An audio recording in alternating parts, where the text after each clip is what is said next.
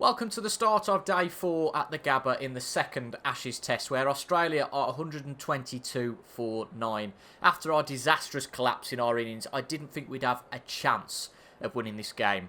And it is still only a very, very minor chance. We have to get this last wicket. Jake Weatherald amazingly still there as an opener. The rest of the team has fell around him. Jake Weatherald getting 73 of the 122 runs. Australia lead by 311.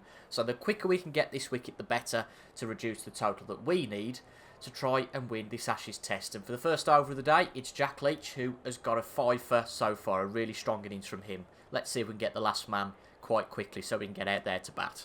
Well, if we're not going to get them quickly, the least we can do is limit the run rate. And that was a maiden over from Jack Leach to start off the day. So we've got the man on strike we want, which is Scott Boland. But he had a decent start yesterday. Faced 16 balls. Didn't look too much in trouble.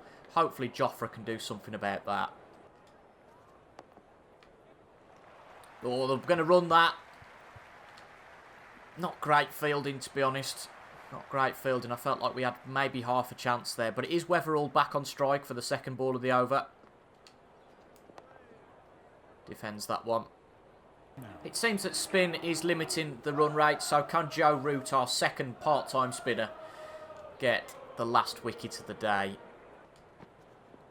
There could be a couple if they hustle. Oh, played away nicely. Beaten the infield. It will, I think, run away for 4. No, can get there. I did say last time that it seems the outfield is a fair amount slower than it was in Perth.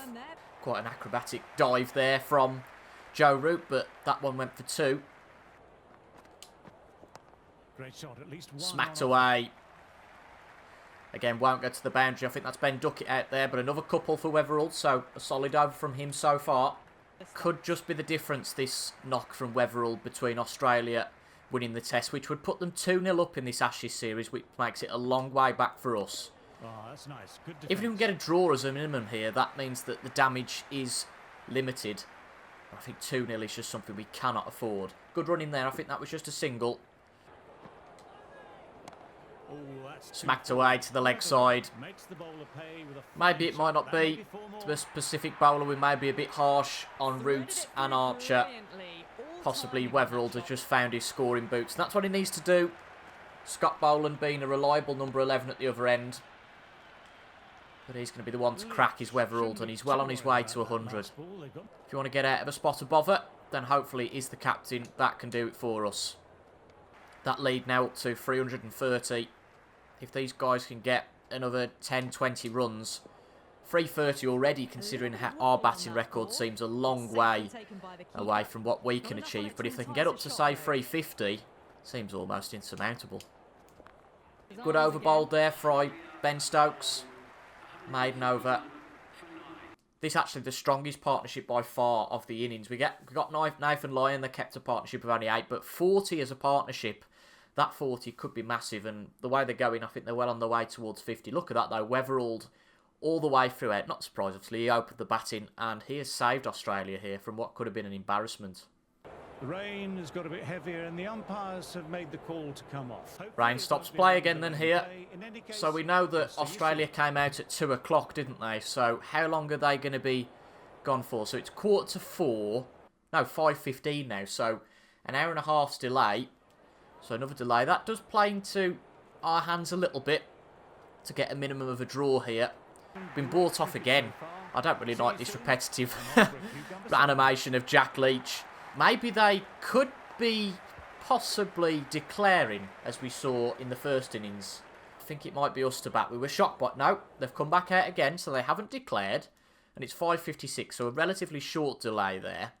Another single ball, and the rain has delayed things again. I really wouldn't be surprised if Australia declare here. No, back out again. Seems like it's very late on now. 7:57. It's now. Hang on. It's now day 5. It is now day 5. I didn't notice that. So was there a day? But did I maybe look at the times and it actually went forward a day rather than a few minutes? So this test match is most certainly going to end in a draw. I think even as bad as we have been, there's no way that we can come out now and lose all the wickets. Which is, you know what, is a real shame because we don't get the opportunity to have a bat. I think that's going to be it. It's going to be a single. But that's all the Weatherall needs to get his ton. And to be honest, ever since he's been at the crease, since we've been bowling, he's looked in no trouble at all. Really solid innings. To think that he's had 13 fours, 1 6, so that's what? 62 off 14 deliveries. And then the other 38 has come from 160 odd deliveries, so he's been really patient. He's had to be, and that's the kind of patience we need, I think. Still 85 overs remaining today, apparently, so a long way to go. I don't really know why Australia aren't putting us into bat. Well, I thought this was all over. Clearly not, but maybe the last day starts later. That might be what's thrown us. But it's 8:15 now. Still 75 hours to go. 15 overs a day. 5 hours. That ends after midnight. I mean, it could be right, but seems odd. I'm just surprised, if that's the case, that Australia haven't declared.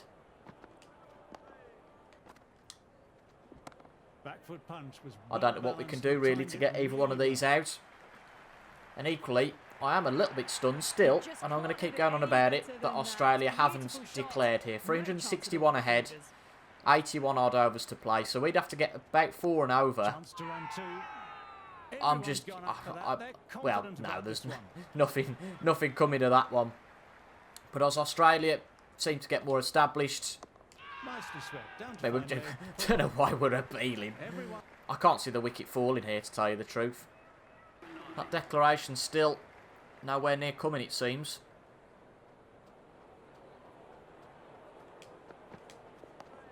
You'd have thought Australia would be more positive about this. Maybe they know something I don't. Between breaks in recording, I had actually forgotten that we needed this last wicket. But even when I started the game up, I thought, oh well, we'll be batting soon. I'm quite looking forward to batting. We'll get this last wicket quite quickly. Never dreamed it took pretty much the whole episode to get it. Well, we simulated a little further on, and even the simulated bowlers can't get this last wicket. Bear in mind, Australia were 102 for 9. This partnership has been 122. Oh dear, the bane of my life. And Scott Boland's now faced 100 deliveries. How do we get these two out? There you go. Just when you think it's not going to come. Finally, we've got him. Scott Boland gone. And deservedly, well, is he going to appeal this? They are going to have an appeal, so it might not be all over yet. Let's not start the commentary just yet. Impact in line. They might as well appeal it, by the way. But no, the wickets are hitting for once. We've put one directly at the stumps, and it's Mark Wood who gets the last wicket of the day. Deservedly, Jake Weatherald is going to carry his bat. What an innings from him. But we cannot underestimate the impact that Scott Boland had. A terrific partnership, which has took the game away from us from having any chance of winning. But we are going to have a bat now. England require 414 to win. Play for the draw, but crucially, even with the little amount of overs that are remaining, can we survive? How many overs are going to be remaining today? We'll see, I think, soon. Target's 414, we know that. No. Played that well, but straight to the fielder. Would have wanted more from that shot. Oh, Christ. Please don't be out. Oh, my God. What a nightmare start. What a nightmare start. That's going to be gone. We're just repeating the same things that we have before. We've lost Ben Duckett without even getting a run on the board. And in fairness, I can't blame Duckett there. That was just us being completely stupid going for the run. Our woes with batting don't get any easier. I think because when we actually get bat on ball, we're encouraged to try and get the run. But one down already. No way. No way. Oh, I feel like rage quitting this, honestly. Well, we'll challenge it. We might as well. This is just a carbon copy of what happened in our first innings. But this time it's even worse. From a batting perspective, I've just got no confidence at all. Absolutely none. Don't think we can risk bringing Joe Root in at this stage. So, Jofra Archer comes in as a night watchman. Mitchell Starc is on his hat-trick here. Fortunately, one well wide of the crease, so we'll leave that one well alone. And after the first over, it's as much of a disastrous start as you can imagine. Ollie Pope gone, Ben Duckett gone. Zach Crawley hasn't even faced a delivery yet, and he finds himself with Jofra Archer at the other end. That's right off the meat of the bat. Finally, a single. We'll get 2. Zach Crawley's off the mark, and England are off the mark in this run chase. Got on the inside and played that wonderfully. Take another single. Needs to work hard to stop that. No, no, no, no. Surely not. Surely not. It's close again. I think it's closer this time. Oh, no. Worst thing, it's Zach Crawley, isn't it? Not Jofra Archer. I wish I had a webcam on at this stage because I have no idea what to say. Well, I'm going to apologise first off because I'm not making this a very interesting Ashes series, am I? Because our batting is just atrocious. I don't know what's happened. I really don't know what happened. It's gone to pot. We've just got to risk the wickets of 2 of our bowlers here. Can't let any more of the batsmen in, that's for sure. Can't get it through straight. Oh, superb timing. Nice shot. Well, should get a couple from that one as well. So both Bryden Carse and Jofra Archer off the mark. We have got to try and play for a draw here, remember, but the way I'm batting at the moment, I'm just not going to last. Unfortunately. Well played. Could be Another single. Couldn't beat the fielder. Well played. It's off the middle. Played that one nicely. I think it's once we've just let the inhibitions go and play our shots that we do something. It's when we defend that we get all concerned. I'm not too bothered about these 2 wickets. Obviously, to be 9 for 5 would be embarrassing, but these 2 batsmen, I mean, should pick up a run. I'm not going to concern myself too much over their wickets. And this is almost feels more like a 2020 or one-day stance that we're taking with these 2. The only thing that probably could save us now is a rain delay. But of course, now that we're in to bat, probably be a lovely, well, it can't be a sunny evening, can it? But they'll get at least 1. Probably be no rain delay to come. We're going to have to try and bat out all of these overs for as much as we're worth. Put a positive slant on it, though. We've scored from every ball this over. I should just skip the rest of the video and say, here's Jofra Archer and Bryden Carse at the crease, and you'd be going, hey, what's going on? A lot of room down that leg side now to play a shot. Super shot that. We promised we would play it. And is it going to go for 4? There is a fielder out there, but that's our first boundary of the day. I was a little bit concerned because there was somebody out there, but not close enough. Nice shot from Bryden Carse there. And it goes for 4. 20 for 3. That's not as much as a disaster as, say, well, 2 wickets gone without scoring a run, for example. Play it again. Hopefully should go for 4 again. Got to get the runs while we can here. And maybe Bazball is the way to go. Attack being the best form of defence, because you can't seem to defend the ball. But a lovely shot there. We'll get a couple from it. That one might just go away for 4. But we'll run 3 nevertheless. It doesn't get there, but we do get 3. And Bryden Carse had a brilliant start. 19 runs off 11 deliveries. Jofra Archer going at a runner ball as well. Probably got to keep these 2 in just for their batting ability at the moment. Oh, that one could be out though. Played that one all wrong. Got that one completely wrong. And he's gone LBW. Yeah, not worth challenging that one. Not going to argue that. That was out all ends up. Got that one all wrong. And Jofra Archer now gone. But I think we stick with the tail enders personally. Get them out the way. Attack, try and get as many runs as possible. And then bring in the other guys. The top order batsmen. Might be unorthodox. But that's the way I'm figuring it at the moment. Well, let's be fair. The rest of the tactics we've used haven't worked for us. So maybe this one might not as well. But Mark Wood off the mark. Our main man, Bryden Carse. See how he can go.